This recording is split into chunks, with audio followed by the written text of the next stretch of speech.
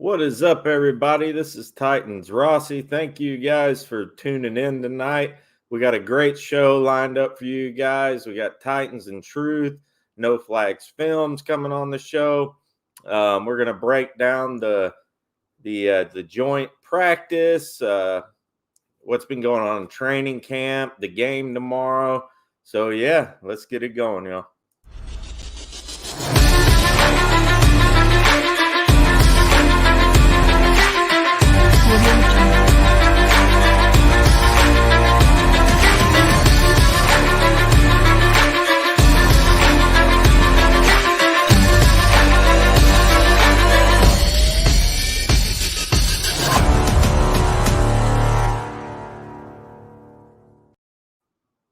What is up? Thank you so much for tuning in tonight.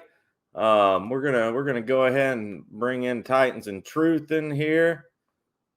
Here we go. What's going on, man? Yes. In the place to be and feeling quite good. Ready to talk some Titans-Bucs because it's been a little heated. Yeah, it has, man. The practices, there's been some scufflings going on. I was gonna obviously bring that up tonight. There was a great picture. I got it. Going to show it here in a little bit of the left hook that Antonio Brown threw to Chris Jackson. Did you see that? I did see the picture, and see if we can pop it up. He landed a good left. Yeah, dude. It was right on the money. Here it is. Yeah. So wow.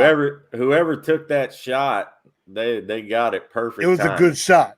Yeah, it was. And yeah, I mean, it doesn't surprise me with AB. This is it seems like he has gotten better. Like you don't hear him in the headlines as much and stuff like that. At least I haven't. I don't know, but well, as I would probably say, Antonio Brown is a goon. He's a clown. We all know this. He's like a child that's crying for attention. He wants the spotlight to be on him. And, he basically taunted Chris Jackson as he was just, Chris Jackson was trying to walk to the sideline, walk away, and Antonio Brown just kept egging him on. And so, you do stuff like that, and then, of course, he hits him with I kind of say it's a borderline cheap shot. So, classless act by Antonio Brown. I know some people think he's a Hall of Famer. He's a goon. Yeah, I agree with that. I don't know if he's a Hall of Famer. Does his numbers prove that he is? I don't know. A lot of the times they just don't go off numbers. So I don't know. Yeah, I totally agree with you. I think the dude's a goon too. He did pretty well at the end of last season. He had a touchdown in the Super Bowl from what I remember. He did. Right? And so I think he even lives with Brady, right? Does he still live with Brady? That is a good question. I don't know. It might be best for him to live with a guy like Brady. It might be best for his life, if he does that. Because again, but I don't know if Giselle and the kids would tolerate a clown in their house. Yeah, dude. And I heard. I don't know if this was in the beginning when he first came down there or whatever, but I heard he had lived with Brady. Could you imagine, them two? I don't know. That's kind of wild to think of, I don't know. A couple of combustible elements that could happen. So I would want Antonio Brown anywhere near my house. No, dude, no. Well, yeah, I just saw No Flags Film. Just got in the waiting room, so I'm gonna add him to the show here. I see we got some people riding to Tampa. Hey. To Tampa. Is my audio good? Yeah, you sound good, cool. Man. Thanks for coming on. I don't know if you two ever. I have not. I tried to find you on Twitter, but I couldn't find your name, so we'll exchange that afterwards, I guess. Not hard to find, but yeah, I have not had the pleasure to meet you, but I did check out a couple of No Flag Films videos, and I have to admit, extremely impressive. I like I like some of the breakdowns, and I mean your football terminology video is incredible. I enjoyed it. Thank you. I like that because I mean that's something that I want to make sure I know of as I get better with film is like mainly knowing what it's the difference between cover 3, cover 2. What would be the difference between certain with certain particular schemes that are ran. So that helped a lot. So I was still in the middle of it, and I enjoyed that. And I watched a little bit of the Rashawn Evans breakdown, and man, you had the numbers. Yeah, I brought the receipts. No, yeah, the football terminology video was kind of inspired because I think it's people that don't know a ton about like watching film think that there's this like huge, think they need like a PhD in watching football or whatever to actually like watch film in depth. And it's really not. The main barrier is that there's a lot of terminology, just like definitions that people don't know. And so kind of wanted to make like a reference video, like a starting point for people that were interested in watching football from a more analytical perspective. Yeah. And I mean that's what I like. I definitely want to learn more because I mean I like watching, I try to watch film, I watch highlights, to see who did well, who didn't, and where, maybe who, could do better and things like that. But you break it down even further than that, and that's something that I aspire to get to where I understand that, because my wife even mentioned that. She said, yeah, you should do a football 101, or something like that. And I was like, that's actually a good idea. Yeah. Really, because a lot of people don't know it. It's funny, not to like derail the conversation y'all were having, right? But like the reason that I started like trying to learn more about football started with Marcus Mariota. I'm pretty sure it was the 2017 season. It was kind of at the point where Titans fans were first starting to like have that debate about whether or not Marcus Mariota was the guy. And like, I'm someone that has loved the Titans all my life. I always want to, have a strong opinion on any conversation with the Titans, but I'm sitting there like, I watch the broadcast footage, I see Marcus Mariota take a sack. I don't know if that's his fault or if it's that the receivers aren't getting open downfield, if it's that he doesn't know how to read coverage. And so that led me to start watching like the All 22, the coaches film. And I realized there was a ton that I didn't know. And so it's kind of been like a journey over the past 4 to 5 years of just, watching a lot of Titans film and stuff like that. So. Yeah, that's awesome, man. It is because that was about the 2018, 2019 season. I want to say it was 2018. After that game with the Broncos, and anybody that knows me, that knows Titans in truth, they saw my recap, and I was like, that's it. I'm done. I'm turning on Marcus Mariota. I had to go with a wrestling sense of I turned heel. I stabbed him in the back. I betrayed him. Are you talking about the Broncos game in Denver where he got benched? Exactly. That was the one. Man. That was the straw. Yeah, and then Tannehill comes in, and I'm thinking like Tannehill is literally a clone of Marcus Mariota. Like we're going to be in quarterback purgatory for 5 years, and then we just kind of accidentally stumble into a franchise quarterback. It's crazy how all that works. Yeah, it really is, man. And I remember that too. And I kind of thought the same thing, like with Tannehill, and he came in and just freaking killed it. I mean, it was amazing. That season he took over was incredible. Want to get to some of the people who are in the house here. Thank you guys for tuning in. Please hit that like button. Please subscribe. Just started a couple months ago. The channel's been going really well. got a pretty big announcement to make later on for the channel. It's pretty cool. What's going to be coming up in the next week or so. Follow these guys too on YouTube, on Twitter, Titans and Truth on YouTube. I also got a link to their stuff in the description of the video. So we got Lord Sidious in the house, AZ Mick, Tighten Up, Jesse. What channel is it on, bud? I'm not sure what you're asking me there. Maybe the game tomorrow. That's a good question. I'm not sure what it's on. I know I'm going to the game, so I won't have to scramble and try and find a way to watch it. I think here in Memphis, I believe it'll be on CBS. I know in Nashville, it'll be, I believe, I want to say it'll be on the CBS affiliate. I'm not exactly 100% certain, but it depends on the affiliates in the city that anybody's in. But I'm pretty sure they'll have it on TV somewhere. Yeah.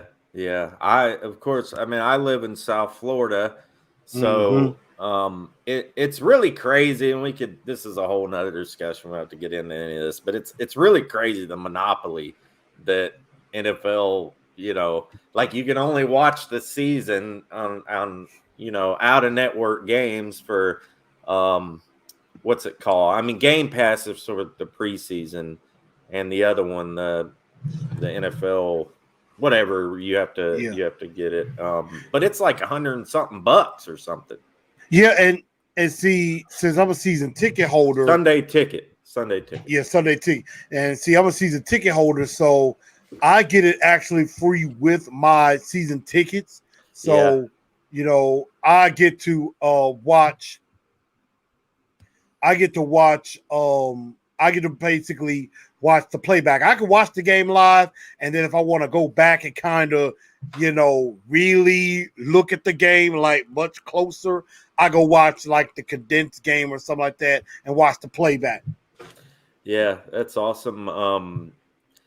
I like I said, last year I actually watched it on one of those apps, but what stunk is I had to like watch it on my phone and on my tablet, and it would freeze. So this year I actually got the Sunday ticket. I just bit the bullet. I gotta have my team on the big screen. It's watching it on a little phone, dude. It's just not happening this season. Watching it on one of those bootleg like illegal streams or whatever. I remember. If you guys remember that Baltimore game from a few years ago, I think Mariota had like 10 completions and he was sacked 11 times. Oh, I was there in the rain. And I remember I was sitting in the back seat driving back from Louisiana to Nashville, just in terrible traffic. We're sitting there. The video's buffering. I'm trying to refresh it. Every time I refresh, Mariota sacked again. One of the saddest Titans games I've ever watched. I know your pain. I was miserable. I was miserable at that game, and I went on a podcast with my guy Titans 2, which is a good one, and you could tell I was miserable. I'm like, this was one of the saddest games of my lifetime. Yeah. Yeah. Oh, I remember that one, man. That was awful. It's really interesting how, like, just a side note on that. It's really interesting thinking back, like how different coaching and quarterback awareness affects like pass protection. Because if you remember, like back with Mariota, say 2018, our offensive line was 100% better than they were last year. We had Conklin, healthy Taylor Lewan. We still had Roger Saffold, Ben Jones. And it seemed like Mariota was just getting sacked every other play. And last year, our offensive line on paper was awful. But because we did so much like play action bootlegs and move the pocket, and Ryan Tannehill just has way better pocket awareness, the left tackle Kessenberry or Sambrillo like never really seemed like a liability watching the Titans last season. Right. Yeah, I was excited. I mean, I was pretty high on Sambrilo. You know, it's I think interesting he to played see pretty what he well. can do this year. Yeah. You know. And Quesenberry was played admirably. I mean, Yeah. you know, it's interesting, and it was. I mean, you have to think of the accomplishment that they made. Tannehill was close to 4,000 yards, had 33 touchdowns. Derrick Henry runs for 2,000, and this is with 2 backup left tackles playing in place of your All-Pro in Taylor Lewan. Yeah. I mean, that's impressive. And then you had, from time to time, Aaron Brewer had to come in, who was, you know, pretty serviceable himself. And so, I mean, what that offensive line was able to do with the problems that they had, it worked out pretty well. Shout out to Keith Carter, man. Someone who got a ton of like hate, but I feel like over the past couple seasons, he's really done a great job of like getting those guys to work as a unit. Oh, I agree. I wanted him. There was a time I wanted him fired. Oh, yeah. Oh, yeah. Well, I mean, it's so easy. Like as a fan, you see a sack. Fire the offensive line coach. Come on. But you know, there's just like so much other stuff that goes into it. Yep, definitely. I'm gonna give a shout out to my stepbrother Clifford Williams. He actually just sent me a text and said that I have NFL Sunday ticket you can borrow. I might take you up on that for sure. Raul's in the house. What's up, my friend? Raul actually lives pretty close to me. I met him through the YouTube community here, which is pretty cool. I'll play a little clip of his Titans cave that he had last season. Looks like we lost no flags here. There we go. But yeah, then we got the Kinseys in the house. Kinsey and Jenkins tuning in on the road to Tampa. What is up? We are rooting for your boy Mason, and he's making a case. Yep, it's man. Shout out Mason Kinsey. Yeah, he's making a case. He is making a serious case to make this team, and he, you know, we'll probably talk about this later, but he's making it very, very difficult on John Robinson and Mike Vrabel. Extremely. Yeah, he really is. He really is. And I mean, he's, you know, I'm a big Kinsey fan. A lot of people know that. Me and Upload are. And it's not just because, you know, I got a little connection or whatever, but he's just a hard-working dude. I like his speed. I think he's like that kind of J-Rob type of New England type of player. You know what I mean? Like that's hard working. He's fast. I mean, he's a white slot receiver. Right. Maybe so. I don't know. But he could become a better version of Adam Humphries. He could, and people say that. You know, they do compare him to like, well, I mean, obviously like Wes Welker, things like that type of thing. So that is a good point there. But yeah, I mean, I'm excited to see him play tomorrow. We're actually. I'm sorry to interrupt. No, go ahead. We're actually gonna meet up with him before the game, so that's pretty cool. So shout out to them. Shout out to his mom and his family and everybody. I know they'll be out there yelling out. But what were you gonna say, man? Oh, just like Mason seems a lot more like fast and dynamic though than just what you think of as like a traditional slot receiver like Adam Humphries. I mean, I think Adam Humphries was great when he was on the field. He was super reliable, but you know, it seems like Mason kind of has like a little more juice to him as far as doing stuff after the catch and that sort of thing. Well, you know what they always say, the best ability is availability. Yeah. And Adam Humphries wasn't always available. Mason Kinsey looked like he'll be available. So, I mean, impressive. And, you know, if he makes this team, I will be definitely happy for him. Again, you know, in a video that I just did, I had my who stock up and who stock down. Mason Kinsey's one of those guys I said stock is up. Yeah. Yeah, and there, that wide receiver room is stacked. It's, I mean, in all reality, just the logistics, it's going to be tough for him to make it. So if he makes it, he's really proven something. I mean, you make a 53-man roster in NFL, you've done something. No Right. matter who you are, even if you're the long snapper, like you've got some type of ability. At least, they think you do. You know what I'm You saying? did something right. And that's something too. I was gonna get in with like that in practice, the wide receivers.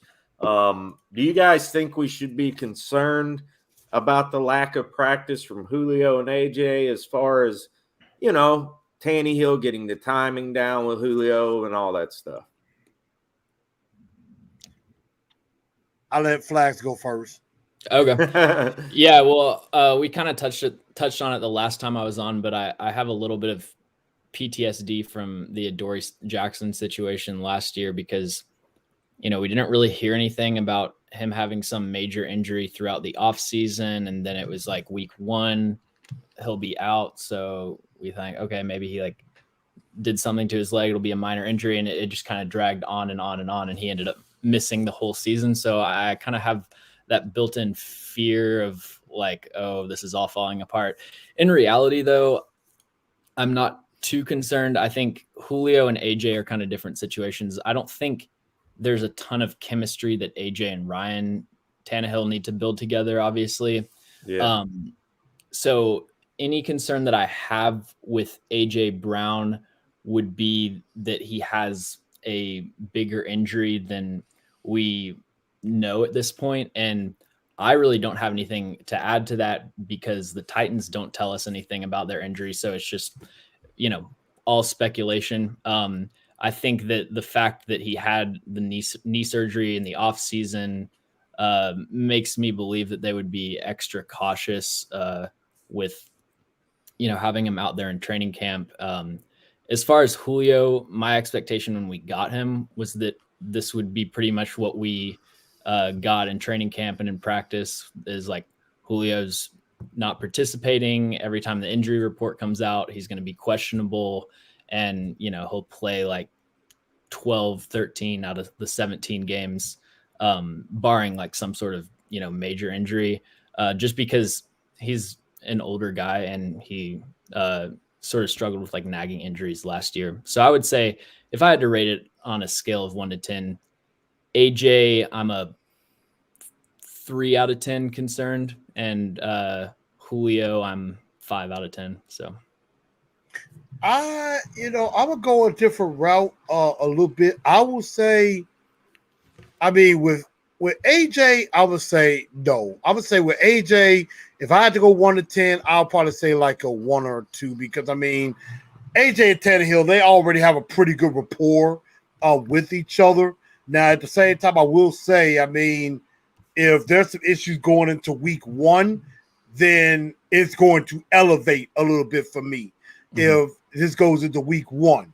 And, but with Julio, my concern is a little bit higher. Like, I would probably say about a 7. And, I mean, I know part of it is simply, with timing with Tannehill, getting cohesion, because that's going to be important. And I was thinking about this. I was listening to another podcast. I was on my way to work early this morning. And so in my mind, I thought about it. I said, you know what?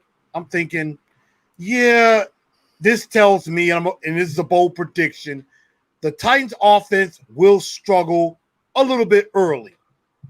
And I think they'll get it figured out by the end of the year and be just fine. But I think in the beginning, it's going to be a bit of a struggle because they're trying to get that Julio Tannehill chemistry right. And we all know this. Vrabel speaks fluent Belichickian. I say this all the time. He speaks fluent Belichickian. He does a lot of talking. He does a little bit of talking, but is really not saying anything. Yep. Like it's, he's talking, but he's really like, it's either that or it's unavailable. We'll see. Day to day. Yeah. That's about all you're gonna get in the middle of all of that. And Jared Stillman of Stillman and Company on 102.5, he calls him Coach Cautious, and I believe it because Vrabel has to be like the most cautious head coach in the NFL. It's like I'm like, come on. I understand it's preseason, but they gotta practice it sometime, a little bit. Give us, and I think what fans are upset about, and what has them concerned, and I think it's warranted, is that Vrabel is not telling us anything. You gotta think he's thinking he's speaking just to the media. And, he's speaking to all of us too.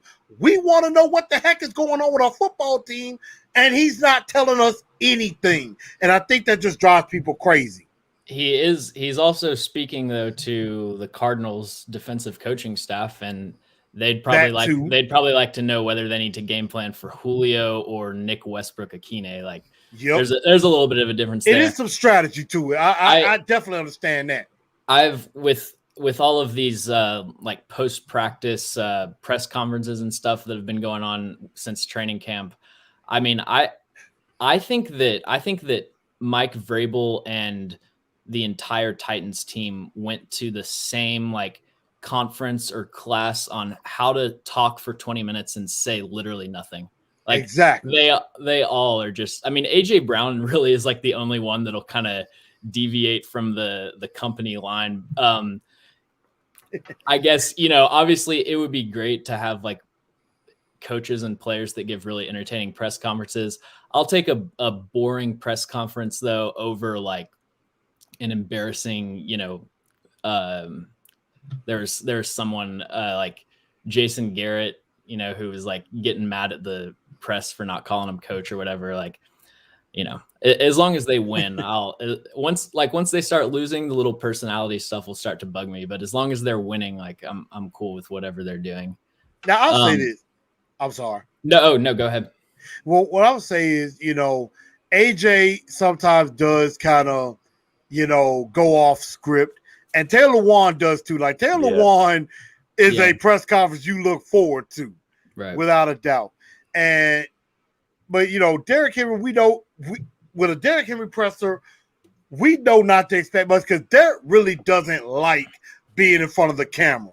He really doesn't like really just doing that. He just wants to go out, run people over, run through people, score touchdowns, have the crown put on his head. That's all he wants to do, and that is absolutely fine. And then go lift weights. And then go kill it in the weight room. Yeah. Exactly. Yeah, dude, and I love Tannehill. Like, please don't get me wrong, anybody, but his press conferences, man, it's like watching paint dry. I mean, that dude, he knows what to say. Like, and honestly, I went back and watched the Miami Hard Knocks in 2012. I think it was 2012. I went back and watched like the first 2 episodes the other day because I've never really seen Tannehill or heard anything about him like kind of behind the scenes. Like, I know we've seen like a couple mic'd ups. He has a very like corporate friendly image, kind of just he does. Yeah, and I wanted to see, so I watched it, but he was a rookie then, so like you couldn't really gauge it. But yeah, like when he came into Miami, like they were freaking fired up. I mean, they were thinking this guy was going to be the future, and he did well. I mean, considering what he had to work with for most of those years, I mean, he did okay. He finally got in a system now to where, it's just a great system for him. And he's got AJ Brown. Now he's got Julio, Derrick Henry. He had Jonnu Smith last year. So yeah, I think, but yeah, watching his press conferences are pretty, boring. Well, let me ask you this question then. Which would you have rather preferred? Tannehill or Marcus Mariota press conferences? Me personally, I'm taking Tannehill 10 times out of 10 over Marcus Mariota. Marcus Mariota, no disrespect to him, was a yes man. He never he was always the type of guy, all he will do is what the coach tells him to do. I mean, if he says jump, if the coach says jump, Marcus says how high. At least with Tannehill, it looks like he might ask a question before doing so. So, I mean, Tannehill, a little bit not great in press conferences, but I think a little bit better than Marcus, in my honest opinion. Yeah, of course. And he seems very respectable, like a very respectful guy too, Mm-hmm. Ultimately, I don't blame players for not being entertaining in press conferences, because you got to think, like, they give so many of these, they get asked the same, like, boring questions over and over again. They've got, of course, the coaches in the front office saying, hey, don't embarrass us, just kind of say, you're excited to work with your teammates, that sort of thing. So, like, they just, I don't blame them at all for just kind of mailing it in. But if we wanted to get back to the Julio discussion I think it's really tough to say as far as like how much Julio missing time will affect his chemistry with Ryan Tannehill, because, like, on one hand, obviously any NFL offense has so much to do with timing and precise ball placement. Like, where do you want the ball on a dig route to the field side or whatever. On the other hand, though, it's like Julio is the best wide receiver since Calvin Johnson. He's a seasoned veteran who, up until 2017, was in pretty much the exact same offense. Kyle Shanahan was the offensive coordinator in Atlanta. Mm-hmm. Arthur Smith basically just copy and pasted the 2016 Falcons playbook. So it's like, I feel like there's not a ton that he's going to need to pick up. And I think that there's a lot that him and Ryan Tannehill can work out just like on the sideline, like saying like, hey, this is where I want the ball. Hey, this is where I'm going to break. Are you going to break? Are you going to break right when the cornerback turns his hips, or are you going to give him a nudge to the side or whatever? Like, I think obviously having the physical reps helps, but I think that I trust the veteran combo of Julio and Ryan Tannehill to be at least okay to start out with just mental reps. Yeah. I agree with that, because I mean, Tannehill is, Tannehill is a professional, a great quarterback professional. We know Julio Jones is Julio Jones, future Hall of Famer. So it may not take as long for them to get in cohesion. So maybe I jumped the gun just a little bit earlier, but I'm just saying it would help if they get some practice in together. But I mean, again, I just think they may struggle a little bit early, but I think it all comes together before the end of the season. Yeah, and I mean, like I was saying, I'm kind of torn on it. I think there's a good chance that you're right. If we look at Tom Brady last season with Tampa Bay, there were a lot of times that you saw him have miscommunications with his receivers and stuff, especially early on, and they kind of brought it together. I think that the Titans are the kind of caliber of team where what's most important is that it all comes together at the end of the season, because we're talking about a playoff run is like what we're not in 2018 anymore, where we're dreaming to go to the playoffs. We're, trying to make a playoff run. So it's like, if we start off a little sloppy, but it all comes together at the end, I think, that's to be expected. And I think everyone would take that. Absolutely. Yeah. Yep. I definitely agree with that. Let's get to some of the comments here. Appreciate you guys tuning in. Give a shout out to Justin Miller. He just subscribed. Appreciate that. Titan Upload is in the building. My God. Yeah, he said, tighten up, Mahomes, another interception. I guess they're playing tonight. I haven't checked. Oh, you got it. Yeah, Chiefs Cardinals. Yeah. He also said Ben Jones is hurt. Let's be honest.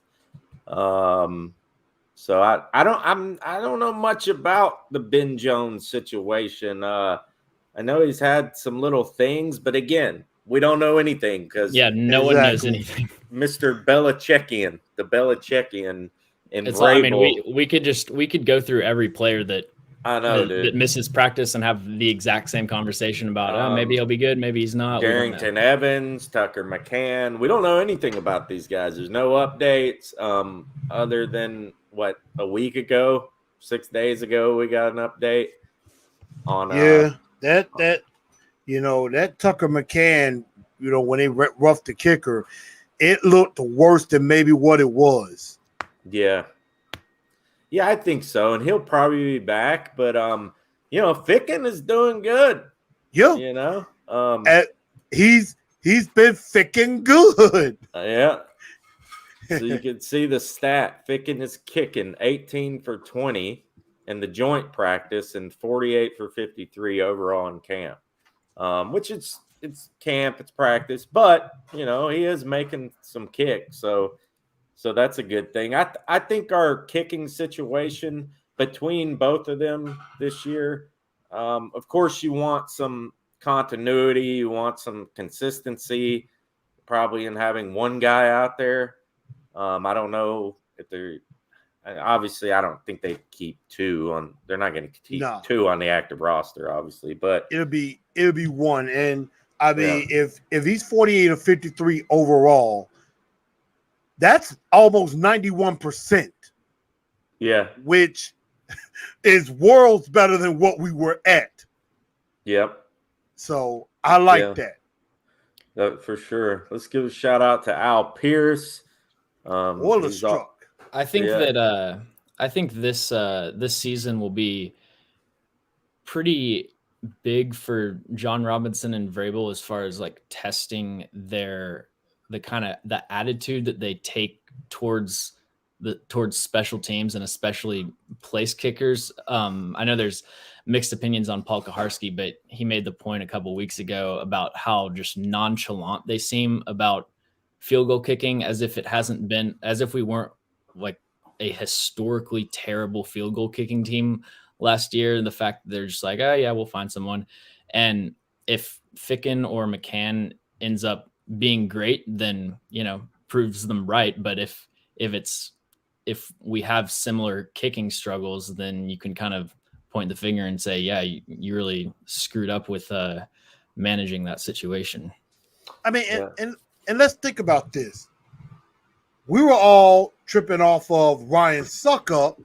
He had his struggles, but we could tell he was hurt. Maybe they rushed him back too soon.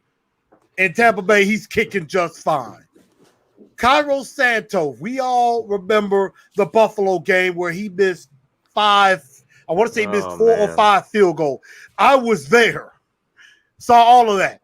And I looked at some people where they sent them out for that 53-yarder. I'm telling people, I'm thinking, there's no way he's going to make this kick. He's going to miss. He has no confidence. Why are you sending him out there? And I'm like, I had to turn my back because I'm like, he's going to miss. I know he is. Now he goes, I believe he's in Chicago. Once he's in Chicago, kicking just fine. Yeah. Cody Parkey in Cleveland, which they really didn't give Cody Parkey a fair shake, I think, because I think he had some other problems he had to deal with. But he's kicking fine in Cleveland. So I'm like, these kickers are going to other places doing just fine. So what's the problem with us? Is Cody Parkey the doink guy? The guy he's the doinkster. Yeah, the guy that kept hitting the upright. Yeah. Yeah, I don't blame them for not having a ton of patience with Cody Parkey, but the way they handled the Ryan Suckup thing is kind of embarrassing. I was listening to a Tampa Bay Buccaneers podcast the other day, and they were talking about how amazing it was that they just sort of lucked into a great kicker like Ryan Suckup. I'm like, yeah, it's pretty amazing. Yep, thank us for that, because I mean, at one point, within 50 yards, we knew like Suckup was money inside of 50. Mm-hmm. Outside of 50, it was like, we're just taking our chances. Like, he could make it, he could not. But you kind of had some belief, like, if the game is on the line, Suckup will hit from 50 if he has to. I mean, he had I believe it was, I can't remember the exact number. I want to say it was like 48 in a row inside of 50. Yeah. Like, that was almost an NFL. I think that was an NFL record, I think. Yeah, I believe so. It's pretty convenient, though, that we decided to stop having good kickers once our offense became so good, because I remember, I don't remember what our field goal percentage was last year, but we barely attempted any field goals because we would just always score touchdowns. We were so efficient in the red zone. But yeah, and that's why Greg Joseph really never got an opportunity. Yeah. Yeah, and we won the division on a doink. From Slowman. Sam from the slow man. Yeah. From the slow man. that was a trip, man. That was a trip. I want to give a shout out to some people. Yes. Jim Jones made a good point. Obviously, informative press conferences don't help to win games. That's true. I don't care what they say. In all reality, as long as they win, say or don't say whatever you want. You know what I mean? I'm cool with it. Unknown 13 defense is what makes us look bad. Al Pierce, we're on a Super Bowl or bust mission, waiting till it all comes together. When together midseason will not get us there. We need the number 1 seed to get there. Early season losses due to uncohesion will fail us. Very, very true there. But anyways, let's kind of get into some of this, pregame stuff. And it's kind of, to do a pregame breakdown of a preseason game is it's always kind of hit or miss. But, we do have a lot of important things that we need to be watching out for on this preseason. The starters are, I don't know, last game, some starters on defense played. I don't know if I think Kevin Byard and Jenkins played 5 snaps. It was 1 drive. And I think Hooker, I think, was in there too.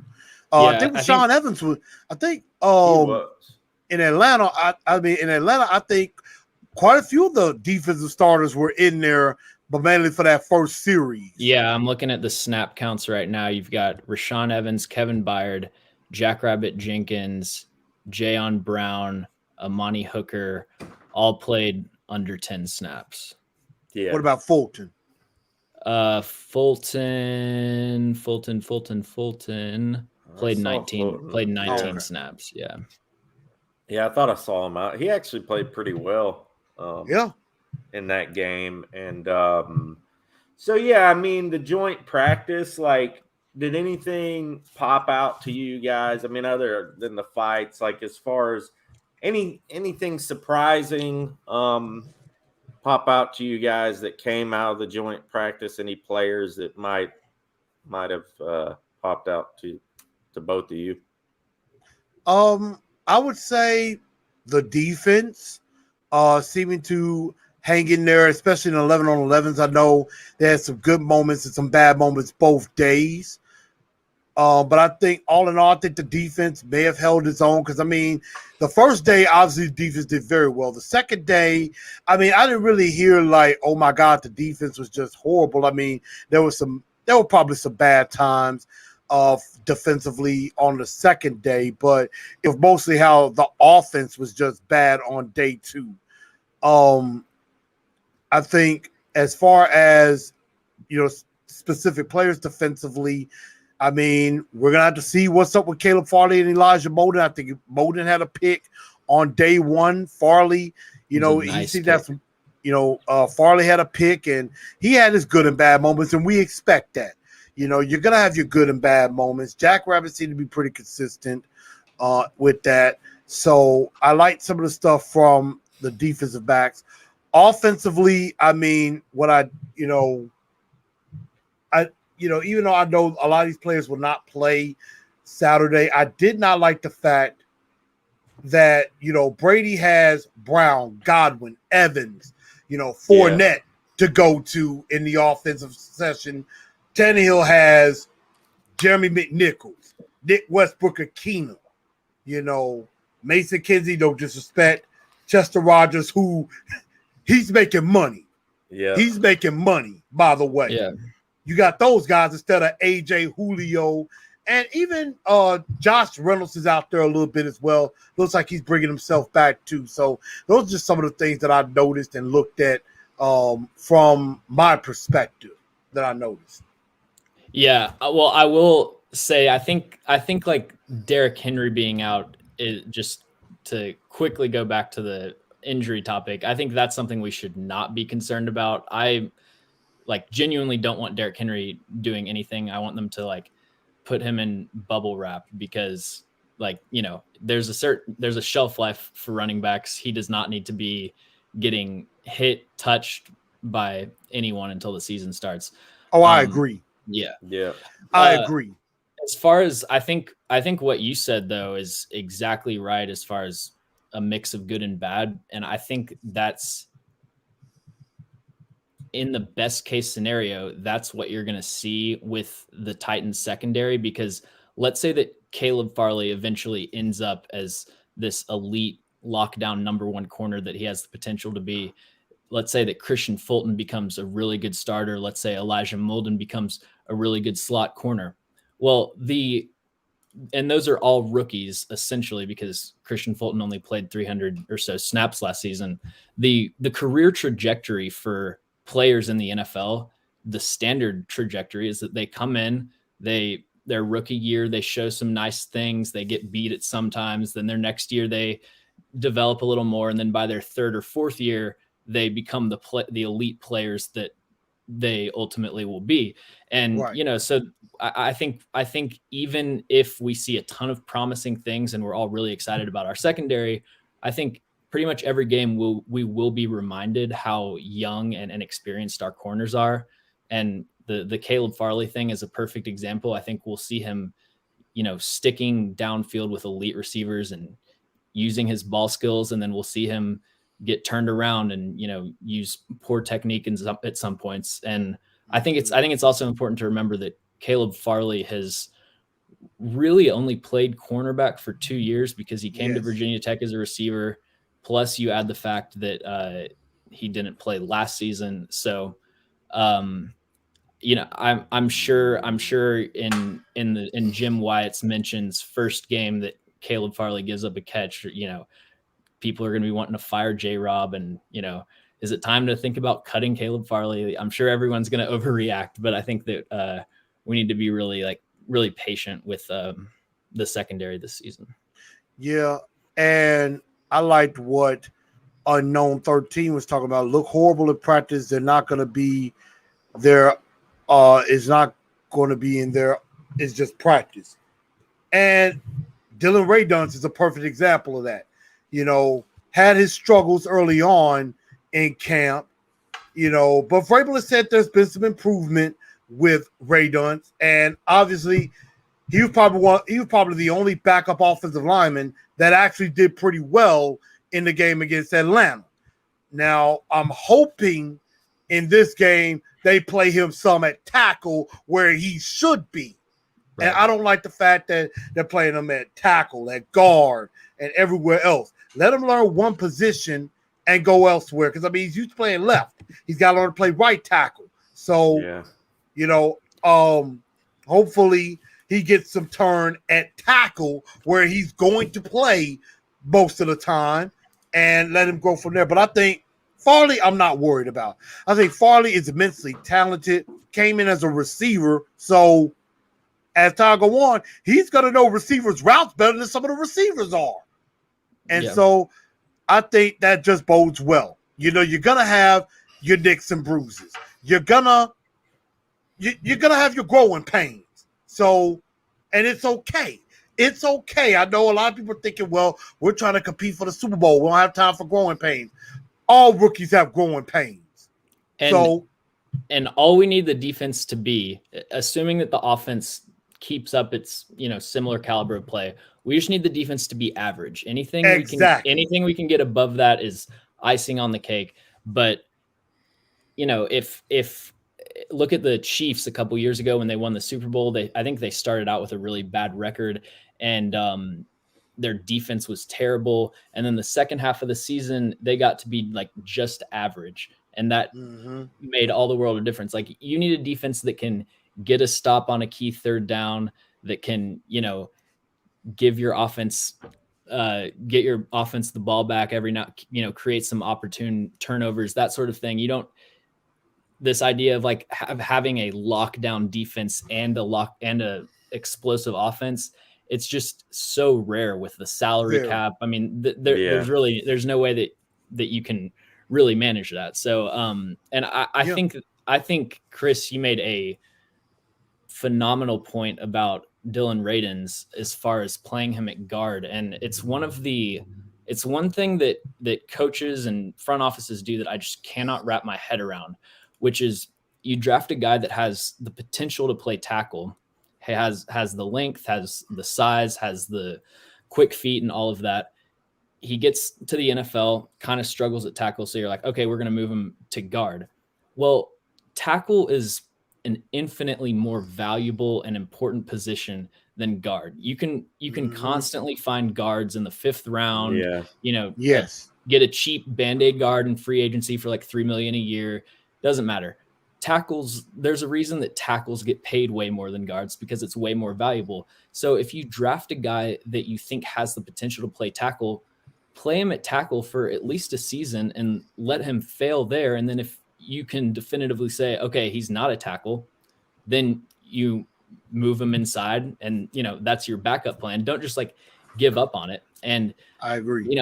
I don't know if the tackle thing is just like a short-term kind of deal, but maybe he could be a Roger Saffold replacement. That's one thing that I think I'd have to check Spotrac, but I know that the Titans could save a good deal of cap space if they cut Roger Saffold next offseason. So they may be thinking that Dylan Radins could just step into there. But, I really think he's a guy that has the skill set to play tackle. And I'm working on my film breakdown of the preseason game that I'll be releasing tomorrow. And awesome. Dylan Radins is one of the guys that was most impressive. Just his ability to get on the move and land blocks while he's under control, that sort of thing. And then the last thing I'll say, I'm sorry, I'm talking a lot, but you mentioned backup offensive linemen that impressed. One guy that I would point people's attention to is Christian DeLauro, who I had not even heard of until the preseason game, but he played some left tackle. I think he actually started. But he was the second highest graded offensive player for the Titans, 82.8 on PFF. Wow. Did a lot of really good things, especially in run blocking. He's 6'6". I think he's only 25 years old. So he could be a guy, I know that Questenberry's a really great story. Seems like a great dude, but like he wasn't good last year. I feel like you can do better as a backup tackle. So Christian DeLauro is a guy that I would keep an eye out for to potentially make the roster. I want to jump in and just kind of piggyback off of what you're saying. With the defense, I've said this many times before. If the offense is the offense we expect them to be, if the defense could get to just between 12 and about 17th ranked defensively, the Titans have a great shot to win the whole thing. Mm-hmm. And I think if they were like that last year, they would have went a lot further. If they could just get between 12 and 17, they were 28th defensively. If they can get up into the mid-teens, they could do some damage if, as long as the offense is the offense. Definitely. Dylan Radins, I think, again, if they play him at tackle, and I just think they're probably afraid that, we may end up in the same situation we had with Jack Conklin. And that was I think that's a massive mistake that is still in their minds and will always be in their mind because of the aftermath of the fact that we go with fat, no good, stinky, disgusting, don't know how the heck he even got drafted, wants to be a rap star, sucks at that too, popping dollars in Miami when he's going to need that money because he ain't going to never have a job again. Isaiah Wilson. Sorry, I went off on that. No problem. I guess I felt some type of way.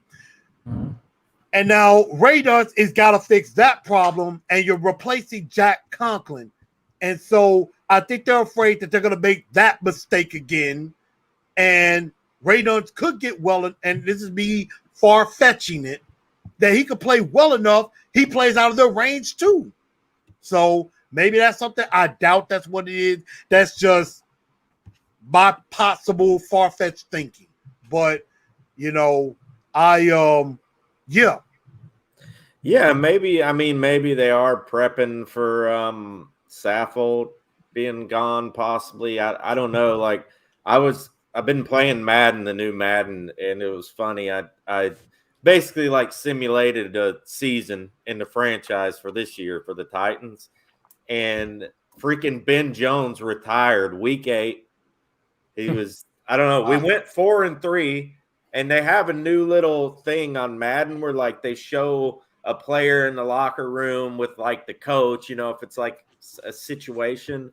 And he's talking to Vrabel and he's saying, I'm not happy. We're not winning. I'm like, dude, we're 4-3, like, come on. And he retired on me mid-season. And then at the end of the season, Saffold and Jones retired. So I lost my whole offensive line. And we did go we went 12-5, so I think that we saw this past free agency that John Robinson is more than willing to move off of players unexpectedly, fan favorites, pretty similar to how Belichick always tries to move on from a guy a year too early than a year too late. So I think Saffold is kind of an underrated. We're getting like way ahead of ourselves talking about next offseason, but I think he is kind of a under the radar person that could be on his last year, even though he's really good, but he is expensive and, guards a position that's easy to replace relative to the other positions. Yeah, that's true. And is there any players, let me ask y'all this, and I was trying to think of one.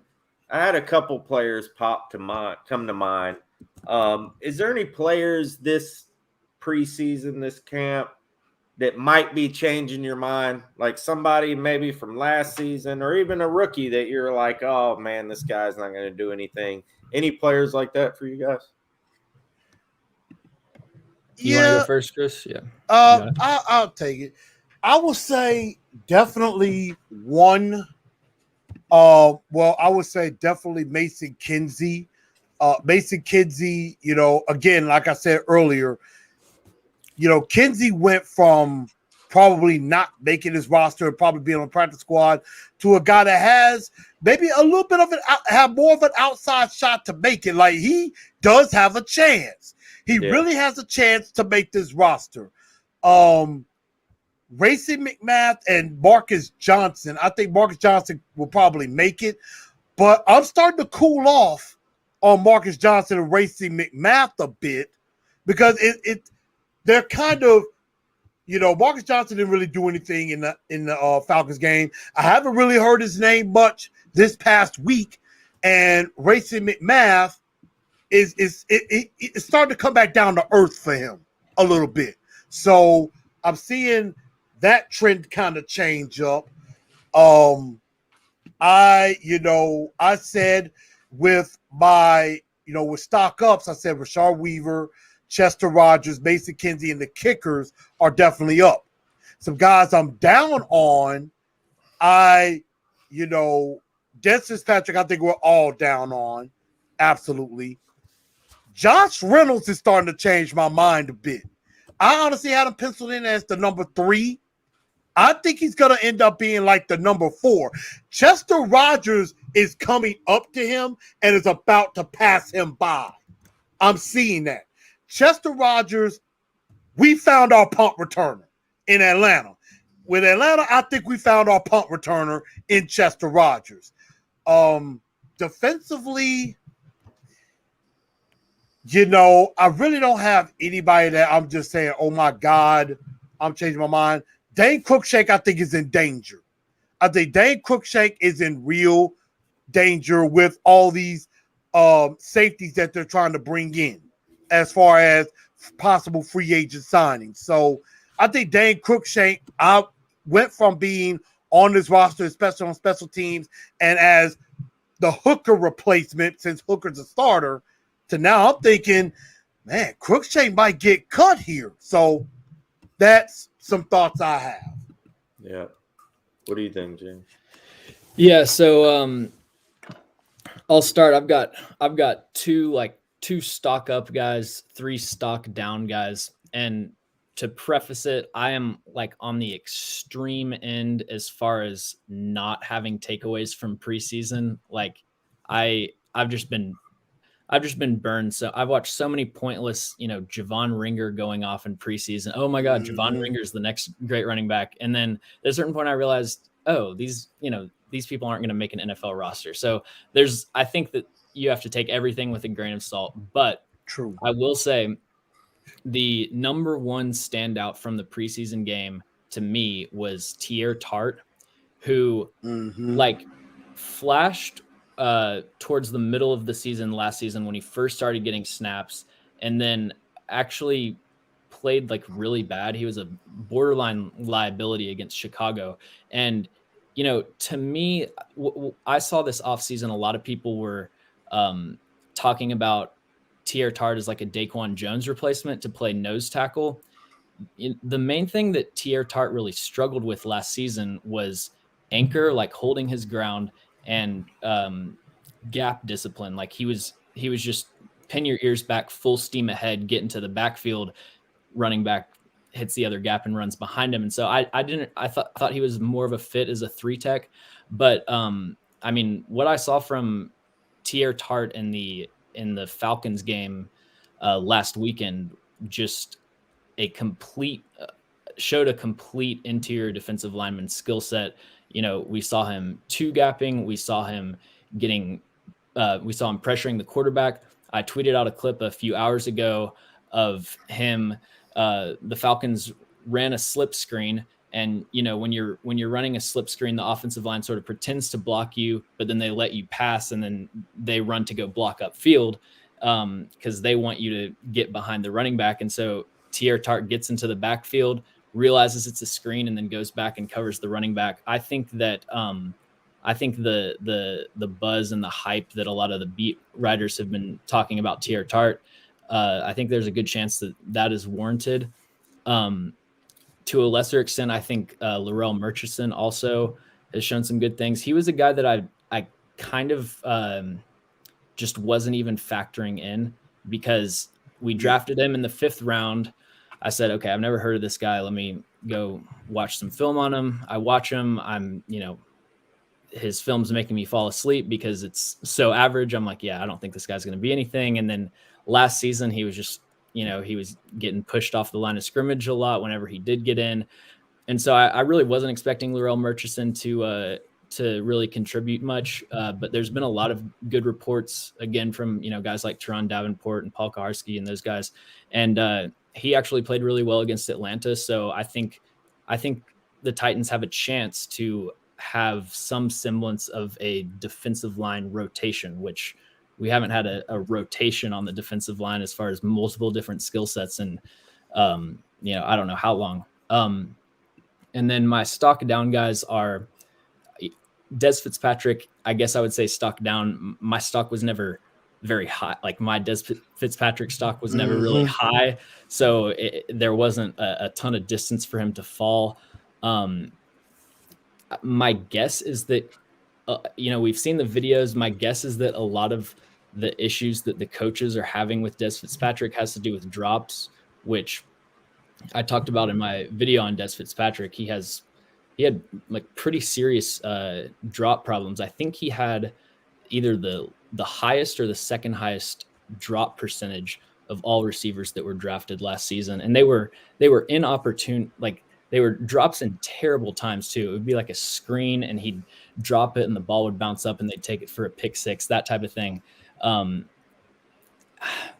As far as should he make the team, it's like I kind of get into the sunk cost fallacy where it's like you spend a 4th round pick on him, you may as well like see what you've got. And I also, like I said, I'm kind of biased towards just I don't let myself buy into wide receiver hype in the off season. And then, you know, I think Josh Reynolds to a similar extent, I didn't a lot of people when we first signed him were saying he was going to be like, you know, 90% of Corey Davis. He's just like Josh Reynolds is kind of just like a solid player. He's what I would say if someone asked me what do you mean when you say starting caliber, Josh Reynolds. Like you put him in there, he'll catch open passes, he'll do some nice things with route running, but he's not super dynamic. He's not going to really change the game. And then just one last quick one that I noticed from watching the film today is Daniel Munyer, the center, should not make this team. Like no, every play I'm like, oh, who's that guy that's got blown back 4 yards behind the line of scrimmage? Oh, that's Daniel Munyer again. And that combined with all the snap issues that he was having, you know, they better be able to find a better backup interior offensive lineman. Yeah, Munyer, he's not going to make the team. He stunk. He stinks in the worst possible way. You know, again, piggybacking off of what you were saying, with Fitzpatrick, he better figure it out because during the draft, I don't know if y'all watched any about draft coverage. I was ticked off about the wide receiver position. I mean, I was like, yay, they picked the wide receiver, but wasn't the guy that I wanted. You gave up, you know, in the 3rd round, you trade back with the Packers, and the Packers end up taking Amari Rodgers, who you should have taken at that position. We're probably having a different conversation. There was a guy you liked. Sorry to interrupt, but there was a guy you liked during your draft show. I know Rodgers was one. Didn't you like Jalen Darden, St. Brown or something? Yes. And I heard some news about him the other day. I think he's having a pretty good camp. Yeah, and that's Jalen Darden. I had a guy he was the guy I was banging the table for. Yeah, he's the guy that I thought would be a dark horse pick that I think we would have liked. But yeah, Amon-Ra St. Brown and Tyler Wallace, I was banging the table for one of those two. I'm thinking, J-Rob, just pick one of these two. It's easy. They're here in the 4th round. This is the easiest pick you could make. And he goes, Des Fitzpatrick. Yeah. I'm like, Amon-Ra St. Brown and Tyler Wallace were sitting there. I know. You could have grabbed them, and we wouldn't even be having this conversation. Probably in a small way, you draft one of those two guys. Well, you know what? I take that back. Let's think that Des Fitzpatrick is here. Because if Amon-Ra St. Brown and Tyler Wallace were here, and they may be doing as well as, you know, you're hearing, because I am hearing Tyler Wallace is doing pretty good with the Ravens, and Amon-Ra St. Brown doing pretty well with Detroit. There's no Julio Jones. There's less likely it would have been Julio Jones here if one of those two guys are drafted. So, in a small way, thank you, Des, for being so bad that we had to get Julio Jones. Yeah, that could be true. Truth, you know. Let's give a shout out to some of the people. We got 22 in the house. It's been pretty consistent the whole time. And thank you guys. Please hit the like button, subscribe, and, you know, go check these guys' channels out. They do great work. You know, I've been watching you, Truth, for a long time now. You know, when I moved to South Florida, I didn't really watch a lot of Titans YouTube stuff in Tennessee when I lived in Nashville because you know, I had news all the time. I could just turn the radio knob, you know. And when I got down here, I noticed there's no Titans fans anywhere. Like, none. You know, I saw one guy walking down the street with like an old tattered up like Eddie George jersey.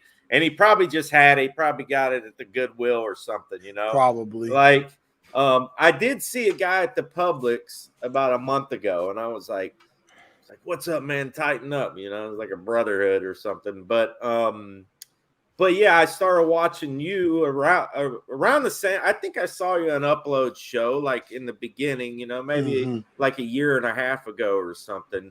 So this guy, he does content every week, every Wednesday night, right? Every Wednesday night. And of course, through the season, you do more. I imagine you probably do some more stuff here and there. Absolutely. And No Flags Film. You hear him tonight. He knows his stuff. He breaks down players. He's got great. I'm really excited to see the preseason video.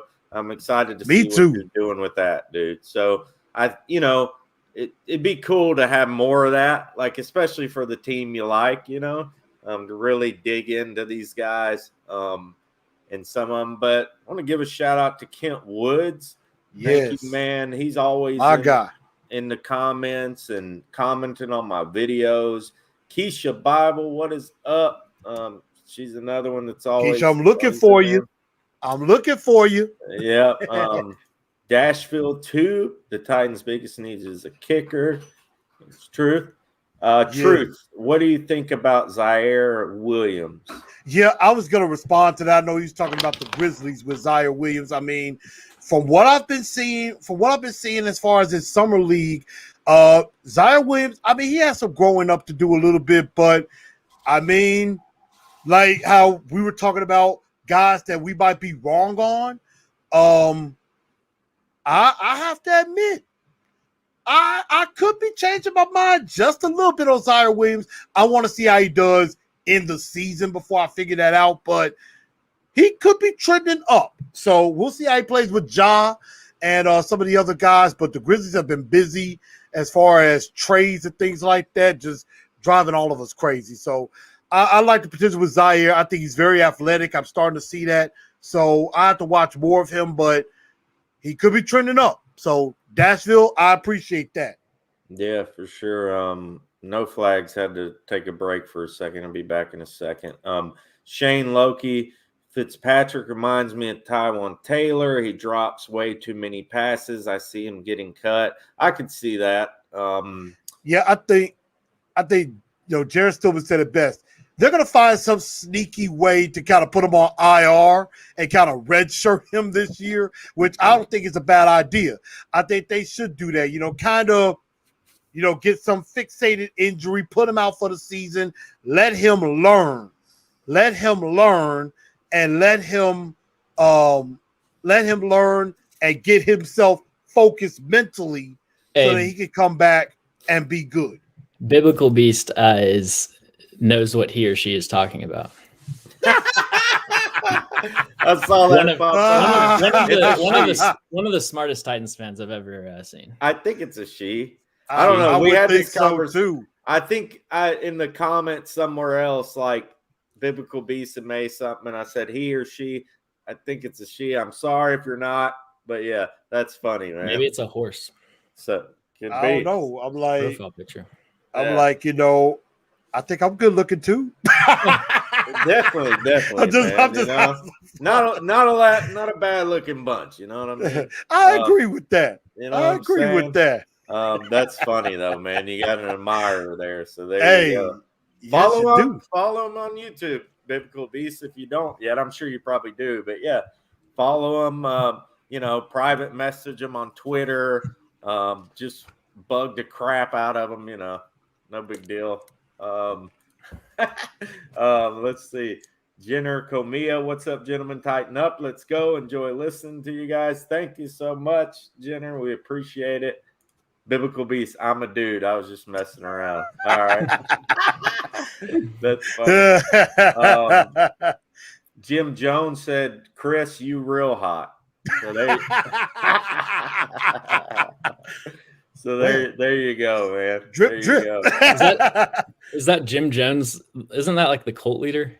Yeah, I don't know if he's going by that name. That might not be good though. That's a rough name to go by. That might. I don't know. I don't know how I feel about that now. Yeah. Jones, pretty common name. So I've got a question. I've got a question for y'all. Who gets more sacks this season, Harold Landry or Bud Dupree? Ooh, That's a good question. that is a good question, but I think off of jump, Bud Dupree. Yeah, I think so too. I think Dupree is gonna. It also depends on his, how quickly he can get going in the season. He's I been out think there. has he? He's been He's out been there. out there. Reason I haven't seen where he's been.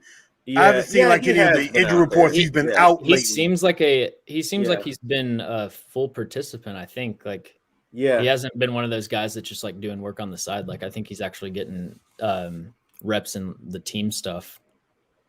yeah, I think so too. I've seen him out there and stuff. So that's awesome. That's all. It's awesome to see Farley out there too. I mean, Yeah. considering the surgery that and I did a lot of research into his that's an awesome hat, man. I did a lot of research into Prototype. Farley's injury and the surgery procedure and stuff. Like based on that procedure, like he should have been ready. He should be ready for the season.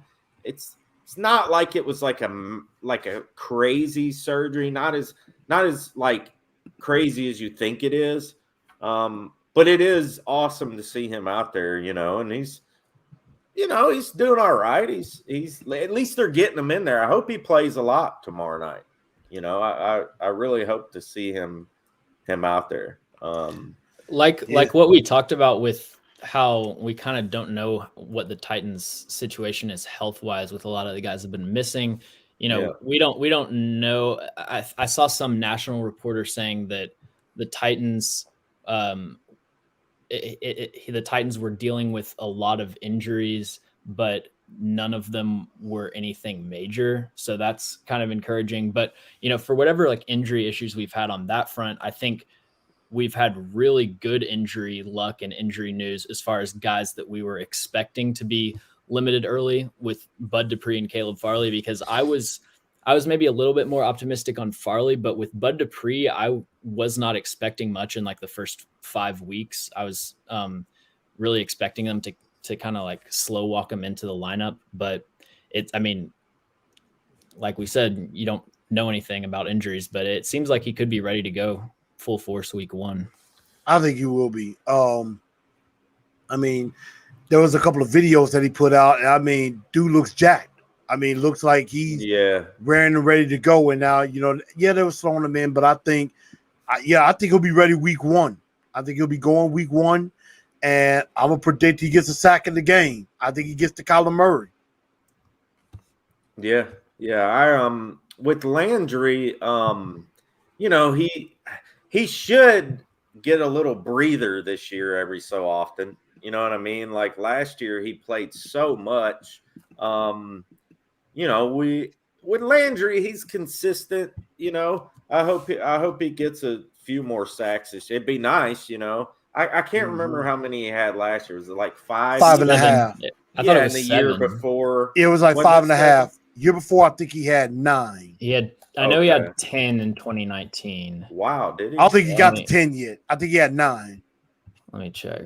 Yeah, he hadn't gotten to double digits. Okay, well, I always look at stats on PFF, and they include playoffs. So, I know it is 10 sacks in 2019, 7 sacks in 2020, but we're probably both right. Yeah. So guys, we're at about an hour and 18 minutes. We'll go for a little, 10, 15 more minutes if that's cool with you guys. And thank you so much for coming on, both of you. It's been a great show tonight. Yes, no problem. I'm super stoked, y'all. I'm going to the game tomorrow. I haven't been to a Titans game in, you know what? I think the last Titans game I went to was a preseason game. It was like 4 or 5 seasons ago, and I haven't been to a Titans regular season game, I think, in probably about 8 years. So I already got tickets for the Jacksonville game this year. I actually shout out to Raul Garcia because he hooked me up with a ticket to the home opener, and I'm going to see see going to the home opener and going to Mr. Titans little thing. So it's going to be a good season for me. And tomorrow, I'm going to try and do some stuff from the stadium. Me and Sin City Titan will be there together, and we're going to link up with a few people. TSR video is going to be there. We're going to try and I don't know how it's going to work, honestly. I'm going to try and go live, maybe pregame outside of the stadium, something like that, for 30 minutes or something. We'll get a lot of footage. It's going to be awesome. So yeah, that's going to be really cool. And I wanted to show real quick this little clip of Raul Garcia's little Titan cave. So y'all check this out. This is pretty cool.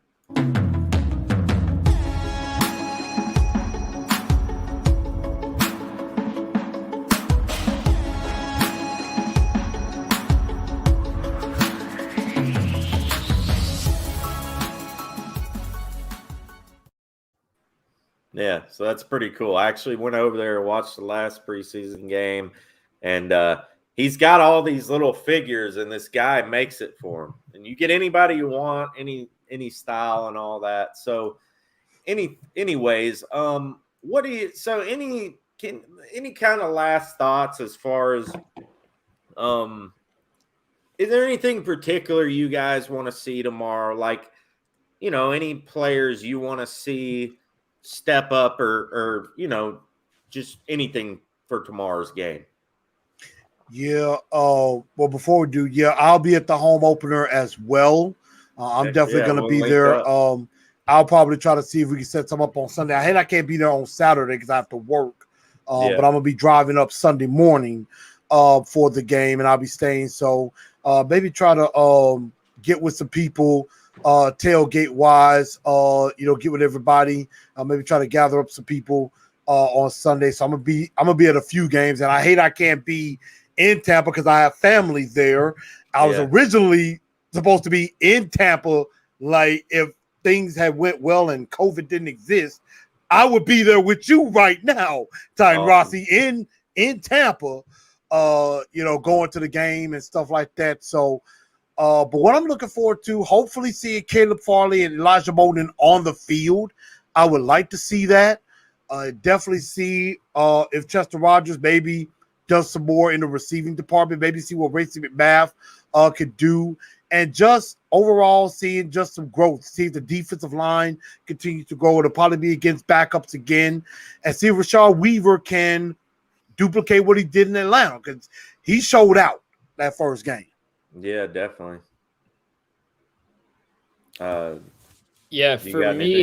For me, I mean, we talked about it the last time I was on. My biggest area of concern for this season is the tight ends. So that's going to be something that I'm really looking at. Miller Forrestall played pretty well. He's not someone that I really thought had a lot of potential as a draft prospect. But, I'll be interested to see if he can follow up that performance. And then, obviously the end of the roster receiver guys like Mason Kinsey, Chester Rogers, all of those guys, just see what they can contribute. Defensively, I guess the main thing would be, I want to see Rashad Weaver go against starting offensive tackles, because especially I think pass rushing is the biggest area where preseason can really distort your view of someone, because it's such a one-on-one defined win-loss kind of situation where it really matters whether you're going against a starter or a third string guy. So I'd like to see Rashad Weaver start, and I'm not sure if Tampa Bay is going to be playing any of their starting offensive linemen, but see how he looks against starters or at least second stringers. But I mean, he's another guy that was really impressive last week. But again, with preseason, I try to take it with a grain of salt. Yeah, exactly. For sure. I look forward, man. That'd be awesome, man. We'll link up at the game, Chris, and the opening game. That's going to be really cool. Like I said, it's been a while since I've been to a regular season game, And I'm so pumped, dude. Kent Wood says, "Are you coming to any regular season games this year?" Yes, like I said, I'm going to the. I don't know how many home games I'll make. I mean, I have to, I live in South Florida, Fort Lauderdale, so it's, luckily my mom lives in Columbia, Tennessee. It's an hour south of Nashville, so I don't have to really spend a ton of money going up there as far as paying for hotels, and mama's gonna feed me. So yes, indeed. Even though I'm 38, my mama still feeds me, and she's actually watching me on her television at home. So shout out to moms. But yeah, so let's see, the Cardinals. I'm going to the Jacksonville. Jacksonville's about 5-hour drive from me, so I'm going to the away game. I'm going to try and make the Colts game. I know Upload's going to be there. It would be cool to go see him play like the Colts or the Chiefs or something like that. But we got a tough schedule, man. We do. It's going to be rocking and rolling in the beginning of the season. But any last thoughts from you guys? And let it. I know I've put some banners down here of all that, but just last thoughts and like where they can follow y'all. You both individually, and just a little bit about what y'all got coming up on your channel. All right. Well, I'll probably log off here once I say that, but yeah. Again, I'm definitely looking forward to the season. Definitely on that. I mean, the Cardinals game, I'm gonna be there. The Bills game, I'm being there. I'm trying to kind of work on the Chiefs game because that's right around my wife's birthday. So I'm kind of trying to work with my better half, and if she'll tolerate me, going, maybe she'll come up and we'll do something for her birthday in Nashville at that point. So working on that, working about going to 5 games this year. So awesome. I definitely look forward to that, and would love to see some of y'all there. Section 143, by the way, shout out to the section. You guys can find me. Titans and Truth is the name of the channel. You can find me on YouTube. I'm almost at 1,000 subscribers. Help me get there. I'm almost there. I'm about maybe like 30 shy. away, right? I'm about 30 shy. I'm almost there. So I guarantee you, if you go watch some of my content, you will not regret it. It's definitely a lot of fun. Definitely got more in store. You can also follow me on Twitter at TNT Blue Enforcer. Also on Instagram at Titans_N_Truth. And the fan page is TNT Enforcers on Facebook. So you can definitely find me on there. And there's also a Titans and Truth page, the official page on Facebook as well. All right. Thank you, man. Thank you so much for coming on and hanging in there. And good to meet you, man. Hey, no flags. We will be talking. Yes, sir. All right. Peace out, Truth. Later, everybody. Yeah, and then my information is a lot more simple. Just No Flags Film on YouTube and Twitter, and I've got a breakdown of the preseason game against Tampa Bay releasing tomorrow. And once we get into the season, we'll be doing in-depth breakdowns of every game. So definitely give me a follow and give me a subscription for sure. Heck yeah, dude. Thank you so much for coming on again. Yeah, man. Thanks for having me. We chop it up pretty good. So it's always a good show. And yeah, man, many blessings to you. And I appreciate you coming on, and we'll be talking. Yes, sir. I'll see you. Tighten up, brother. All right, guys. Thank y'all so much for tuning in. Please hit that like and subscribe button. I really appreciate it, man. The channel is growing. I do have an announcement to make. I'm going to play this first, and I'll make this announcement for all. This is so cool for me, for the channel. It just shows the growth and the support that we have. But please hit that like button and subscribe.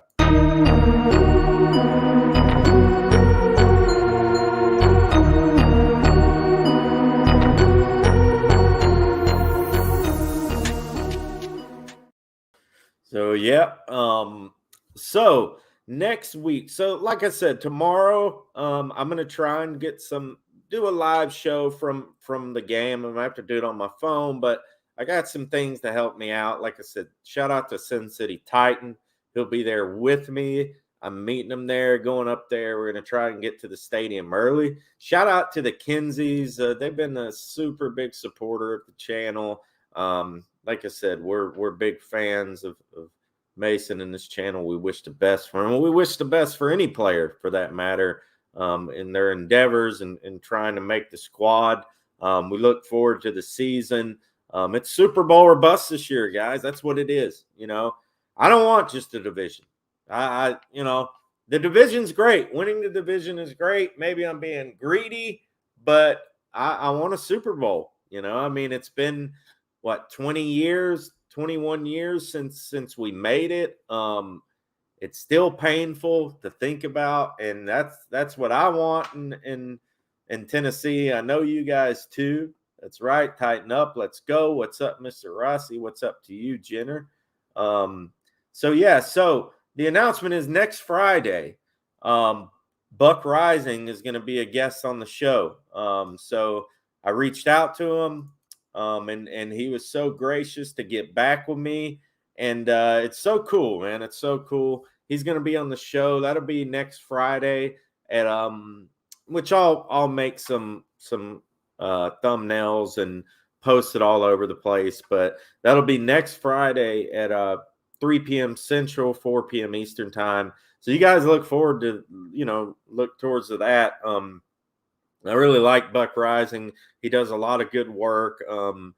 He's pretty honest about his opinion, and he's consistent, and he's always putting out content, even if it's for, I know he gets paid to do it, but even if it's for his own channel and A to Z and all that. Some of the guys on A to Z, I don't really agree with a lot of times, but Buck I always really like Buck. And so he's going to be on the channel. We're going to chop it up, probably be on there for an hour or so, like we are tonight. I thank you guys for tuning in. You guys have been great commenting and all that stuff.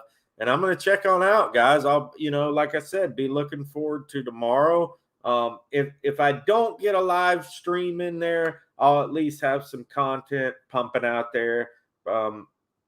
Maybe late tomorrow evening or at least Sunday morning, but I'll try to get a live stream there for you guys. I'm going to try and link up with Titans fans there, get some interviews, kind of do a walk around the stadium pregame and stuff like that. So it's going to be really cool. So anyways, thank you guys for tuning in. That'll be it for the night. I really appreciate all you guys. So there we go. Tighten up. Let's go.